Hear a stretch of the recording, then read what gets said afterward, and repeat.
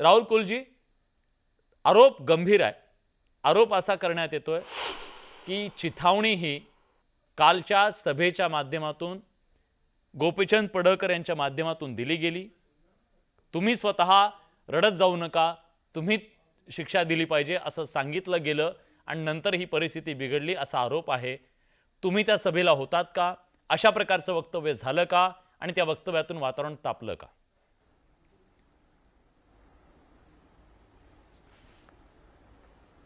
नाही, एकंदरीत मी कालच्या सभेला तर उपस्थित नव्हतो, परंतु मी बाहेरगावी होतो आणि जी मला माहिती आहे त्याप्रमाणे सभा शांततेने पार पडली। आणि आज जी परिस्थिती निर्माण झालेली आहे त्याच्यामध्ये काल झालेल्या सभेपेक्षा आज जे काही सोशल मीडियावर स्टेटस वगैरे झालं आणि त्या माध्यमातून संबंधित जो तरुण होता ज्यांनी चुकीच्या पद्धतीचं स्टेटस ठेवलं असा आरोप होता, त्याला स्थानिक लोकांनी पकडून पोलिसांच्या ताब्यातही दिलं आणि अशा प्रकारच्या प्रवृत्तींना कुणी देऊ नये असं सगळ्याच समाजाच्या मंडळींनी ठरवलेलं असतानाच मागे काही लोकांनी दगडफेक केल्यामुळे आज तिथल्या गावचा बाजारही होता आणि त्यामुळे अशा सगळ्या परिस्थितीमध्ये दगडफेक आणि काही अनुचित प्रकार घडले, परंतु तासभरामध्ये लगेच सगळ्या प्रशासनानं त्या ठिकाणी तातडीनं सगळ्या उपाययोजना केल्या। आम्ही सगळ्यांशी संपर्क केला आणि त्या भागामध्ये शांतता राहावी असा प्रयत्न केला। कालची सभा ही एकमेव कारण नसून त्यापूर्वी 2-4 दिवसांमध्ये ज्या काही घटना त्या ठिकाणी घडत होत्या आणि आम्ही सगळेजण अनुचित काही होऊ नये यासाठी प्रयत्न करत होतो। त्यामुळे ज्या काही घटनाक्रम झाला त्याच्यामध्ये या सगळ्याच घटनांमधून जे काही लोकांची मानसिकता तयार झाली आणि त्याच्यामध्ये मॉब सायकोलॉजीमधून हे घडलं असं म्हणावं लागेल। त्याच्यामध्ये कोण नेता नव्हता, ते काही ठरवून झालं असं म्हणण्यासारखी परिस्थिती नव्हती, परंतु एकंदरीत मॉब सायकोलॉजीमधून हे घडलं एवढंच म्हणता येईल। ठीक आहे। आणि ज्यांना ज्यांना त्या ठिकाणी चुकीचं काम केलं म्हणून जे काही आरोप होते ते दोन्ही आरोपींना तातडीनं अटक करण्यात आलं होतं आणि निश्चितपणे समाज एकत्र झाला हे जरी खरं असलं तरी फक्त कालच्या सभेमुळेच हे घडलं असं म्हणता येणार नाही। ठीक आहे। तर एकंदर त्या परिसरातील काही तरुणांनी त्याच्यामध्ये आक्रमक भूमिका घेतल्यामुळे हे घडलं असं म्हणलं तर वावगं ठरणार नाही। ठीक आहे। बालाजी पाटील आपल्यास पडली, तुम्ही तिथं सक्षम आहात असं काही नाहीये की तुम्ही नवखे आमदार आहात, तुम्हाला तिथली माहिती नाहीये, आत्ता विधानसभेत आलेला आहात। इतक्या वर्षांची तुमची परंपरा, इतकी नातीगोती आहे, तुमच्या एका शब्दावरती हे सगळं शांत होऊ शकतं, शमू शकतं, तुम्ही नुसतं आवाहन केलं तरी होऊ शकतं।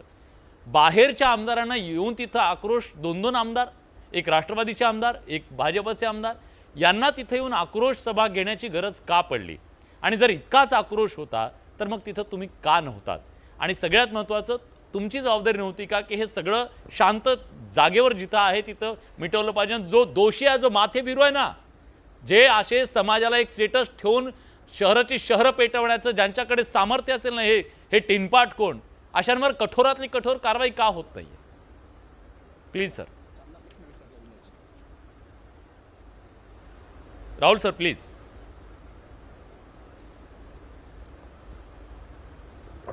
मी आता साधारणपणे तुम्हाला दौंडची किती माहिती आहे, म्हणजे आता जे काही 2-3 पॅनलिस्ट बोलत होते ते नक्की दौंडचे आहेत का नाही ह्याची मला माहिती नाहीये आणि त्यांना दौंडची किती माहिती आहे हेही माहित नाही आणि मी तिथं होतो मतदारसंघात की नव्हतो याचा दैनंदिन दिनक्रम त्यांना कधीपासून कळायला लागला हा माझा प्रश्न आहे।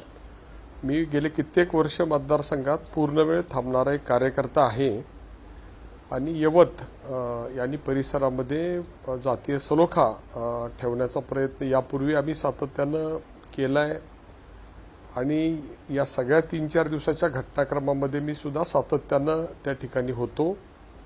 तुमच्या एका मताशी मी सहमत आहे की माझ्या मतदारसंघामध्ये येण्याचं स्वातंत्र्य सगळ्यांना आहे, आपल्या घटनेनं अभिव्यक्ती स्वातंत्र्य दिलेलं आहे, त्यामुळे कुणी सभा घ्यावी, कशी घ्यावी याच्याविषयी मी सांगण्याइतपत कायदेशीर स्थितीमध्ये मी नाहीये, परंतु माझ्या मतदारसंघामध्ये तिथली कायदा सुव्यवस्थेची परिस्थिती कशी राहील, चांगली राहील याचा निश्चितपणे प्रयत्न मी केलेला आहे। घटना घडली त्या दिवशी सुद्धा पोलिसांची भेट घेऊन संबंधितावर कारवाई करण्याच्या सूचना आम्ही केल्या। दैनंदिन 3 वेळा मी त्याचे फीडबॅक्स घेत होतो. सापडल्यानंतर कारवाई करण्यासंदर्भातली सुद्धा काळजी आम्ही घेतली. त्या ठिकाणी सगळं कायदेशीर व्हावं आणि कुणी कायदा हातात घेऊ नये याची सुद्धा मी त्या ठिकाणी सातत्यानं काळजी घेत होतो. पोलीस कमी कालच्या पडले तर? सभेच्या वेळी पूर्वी सुद्धा संबंधित सगळ्यांशी चर्चा करून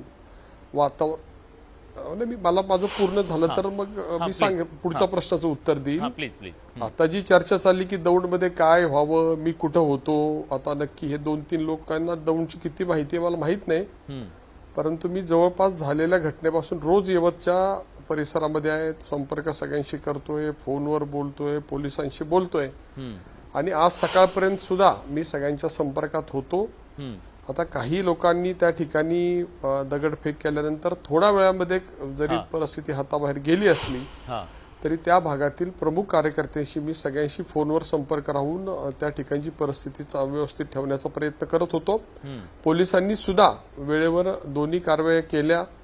पहिल्या सुद्धा आरोपीला अटक केली, दुसऱ्या आरोपीला सुद्धा त्यांनी पोस्ट केल्यानंतर अवघ्या काही मिनिटांमध्ये अटक केली होती आणि याच्यामध्ये पोलिसांच्याकडून योग्य ती काळजी घेतली जाईल ह्या मी त्या ठिकाणी पाहिलं आणि माननीय मुख्यमंत्र्यांना मध्ये घेण्याचं काही कारण नाही आणि त्याच्यामध्ये माननीय मुख्यमंत्री अशा चुकीच्या पद्धतीनं कधीही कुणालाही सूचना देत नाही हा माझा गेल्या कित्येक वर्षाचा अनुभव आहे आणि त्यामुळे पोलिसांनी त्यांचं काम वेळेवर केलं असं माझं मत आहे.